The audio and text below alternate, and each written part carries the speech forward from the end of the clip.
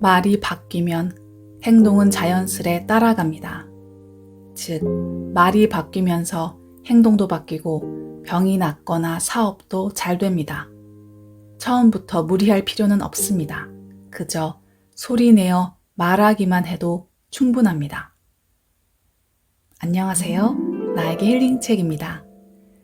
오늘 소개해드릴 책은 사이토 히토리 작가의 1% 부자의 법칙입니다. 말의 중요성은 늘 듣던 얘기고 알고 있는 내용입니다. 그런데 내가 하루 종일 하는 수많은 말들이 과연 나에게 복을 가져다 주는 말이었나 하고 생각해보니 꼭 그렇지 않았다는 것을 바로 깨달을 수 있었습니다.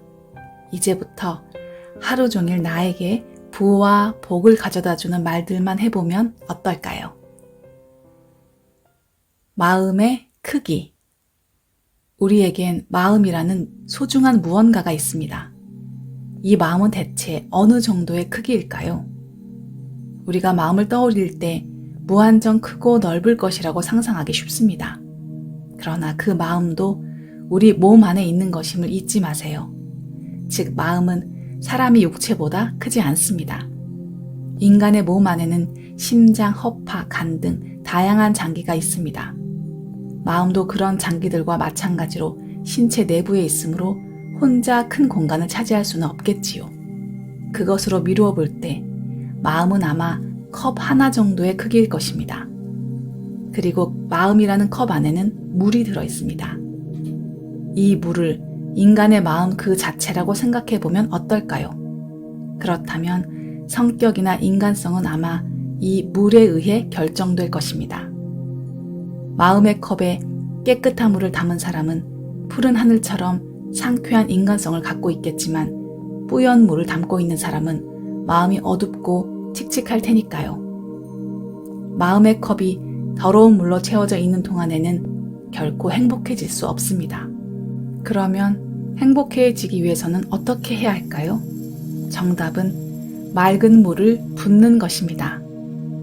수도꼭지에서 물을 한 방울씩 떨어뜨리는 것처럼 마음의 컵에 맑은 물을 조금씩 흘러 넣는 겁니다. 처음에는 어쩔 수 없이 더러운 물이 넘칠 것입니다. 하지만 맑은 물을 꾸준히 넣다 보면 어느새 컵의 물도 깨끗해질 것입니다. 그렇다면 맑고 청량한 물은 대체 어디서 오는 걸까요? 깨끗한 물을 붓고 싶다면, 마음에 깨끗한 물을 붓고 싶다면 말의 힘을 믿어야 합니다. 아름다운 말을 하면 그 말이 깨끗한 물방울로 바뀌어 마음의 컵에 담기게 됩니다. 계속 좋은 말을 하면 깨끗한 물을 계속 컵에 담을 수 있지요. 나는 행복해. 지금 당장 소리내어 말해보세요. 이 말이 컵 안에 떨어지는 맑은 물 한 방울이 됩니다. 입버릇처럼 소리내어 말하다 보면 컵의 물이 점점 투명해지지요. 그리고 마침내 행복한 표정이 솟아나게 됩니다. 말은 에너지입니다. 입에서 나온 말은 에너지가 되어 하늘로 솟구쳐 우주로 날아가 별에 부딪힌 후 다시 자신에게로 되돌아옵니다. 나는 참 행복해. 이렇게 말하면 행복이 대답해 줍니다. 참 고마운 일이야. 그러면서 감사한 일이 나 자신에게 돌아오게 됩니다. 몇 배나 커진 상태로 말이지요. 연못에 돌을 던지면 동그라미가 점점 커지는 것을 볼 수 있습니다. 말도 마찬가지입니다. 한 개의 말이 만든 파문은 점점 커지고 반사되어 여러 가지 형태로 변한 후 말을 했던 사람에게 다시 되돌아옵니다. 최고 점수는 78점. 누구나 시험에서 100점 만점을 받고 싶어 합니다.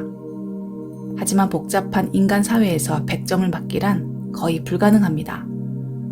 사실 사람이 하는 모든 일의 최고점은 78점입니다.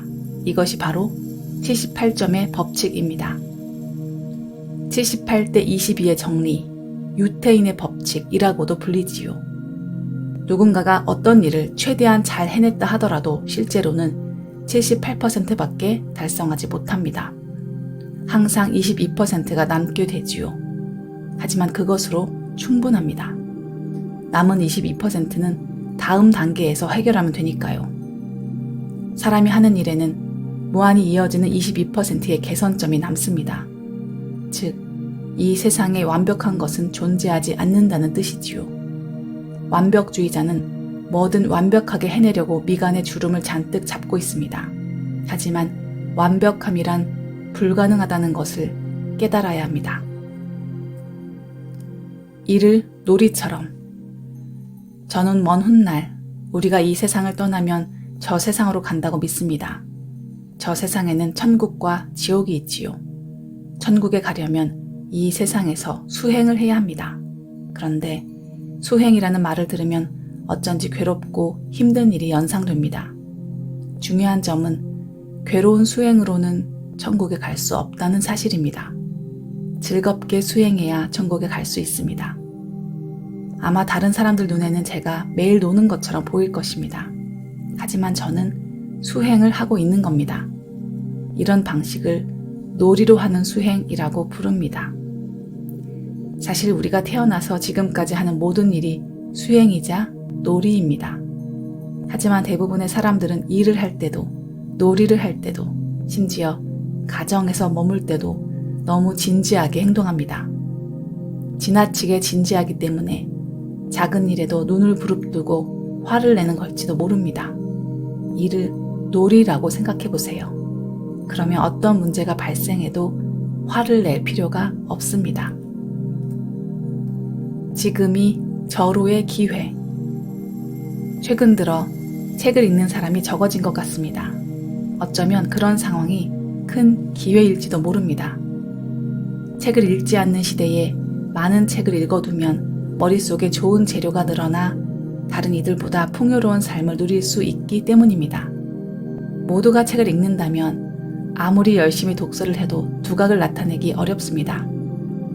하지만 책을 읽는 사람이 거의 없을 땐 서너 권만 읽어도 금세 표가 납니다. 그런데 책 읽기에 대해 이야기를 나눠보면 부담스럽다는 반응이 대부분입니다. 읽은 내용을 일일이 기억해야 한다는 마음가짐으로 책을 대하기 때문입니다. 하지만 그런 책 읽기는 오히려 해가 됩니다. 가장 좋은 독서법은 편하게 슬슬 읽어내려가는 것입니다.